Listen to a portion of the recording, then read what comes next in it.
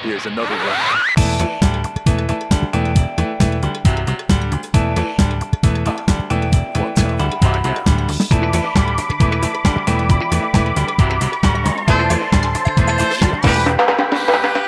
Persona was always a series I wanted to get into.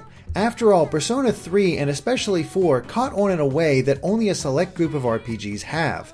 Yet, I only played about a third of Persona 4 before I stopped for whatever reason. It wasn't that I didn't like the game, but other things distracted me from it, making it hard to return to without restarting completely. I say this because I'm pretty much a newcomer to the series. I know the characters thanks to my short playtime in Osmosis, but I'm not the most knowledgeable about Persona 4. So when I had a chance to play the rhythm spin-off, Dancing All Night, I was unsure because I'm not the biggest rhythm game fan. Little did I know just how much I would get addicted to it. While Dancing All Night is indeed a spin-off, it's treated in much the same way as Persona 4 Arena. It's a canon game that picks up with the investigation team after the events of Persona 4. In this case, Rize is set to make her reappearance as an idol at a huge musical fest called the Love Meets Bond Festival. But in order to calm her nerves, she's asked the investigation team to help her as backup dancers, teaching them all the moves they'll need for the festival. But something goes wrong when idols start disappearing, and the team discovers the existence of the Midnight Stage. Here, no fighting is allowed, but the group discovers that by dancing, they can connect with the shadows in the audience and essentially defeat them.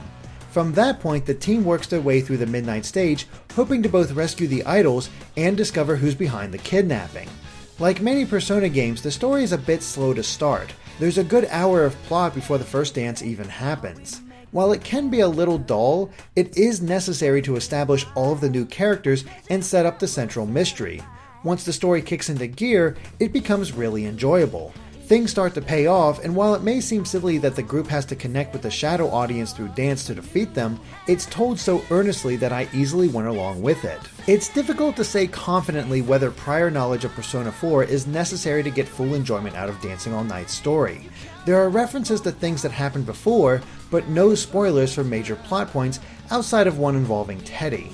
At least it caught me off guard since I didn't experience that during my short playtime of Persona 4. But I believe the story is strong enough on its own that it's not an issue. Really, this story is Konami's, a brand new character which helps give it some distance from what happened in previous games.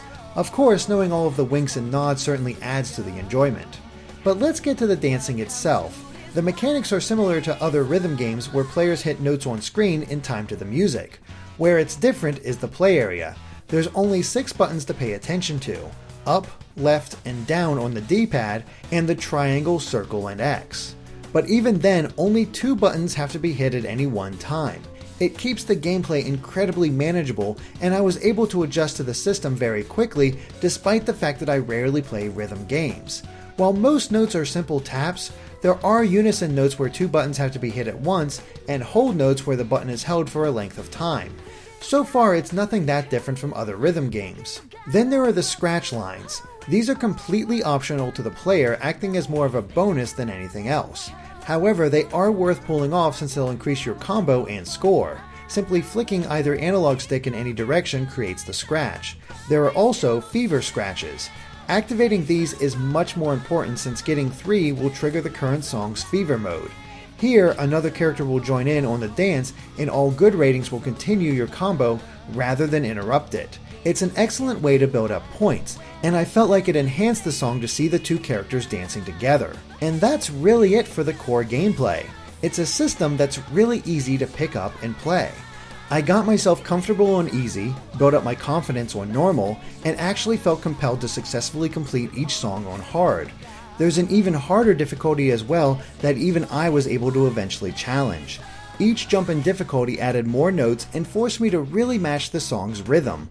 Note behavior is even tweaked to add greater challenge, but it never felt impossible, which is something I felt like in other rhythm games. It's a progression that felt very natural and just made me want to try again and again until I got it right. I have spent multiple nights playing until 5 in the morning just because I enjoyed playing it so much.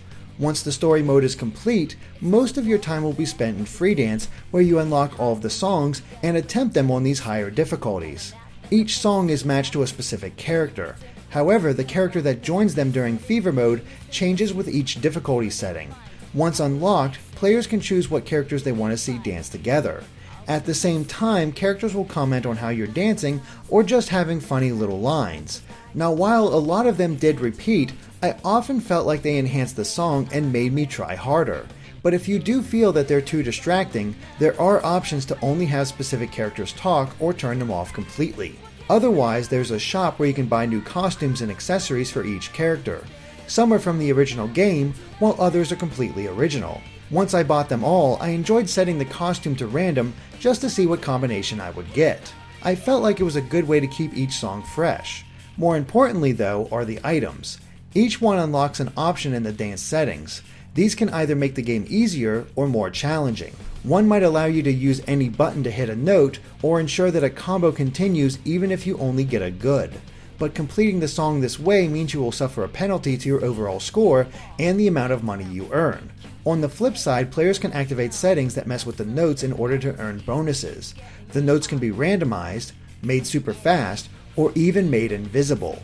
And you can even combine these in order to get massive scores. It's something for the more experienced rhythm game players who still desire a real challenge. Now, Dancing All Night could have amazing systems in place and still not be any fun if the music wasn't good. Yet even during my short playtime of Persona 4, I found a lot of songs I loved, and hearing them here makes them so much better. Many of the songs have been remixed by various artists in addition to having the traditional version. It may seem like a cheat to have two versions of the same song in order to pad out the song selection, but each remix really changes how the song plays. Some make the music faster and more upbeat, while others change the musical style. It really does make each song feel unique. And the songs are pulled from across Persona 4 and its many spin-offs for a total of 27. That may not seem like a lot, but I never got tired of any of the songs, though I certainly have my favorites, like the Bandvox remix of Best Friends.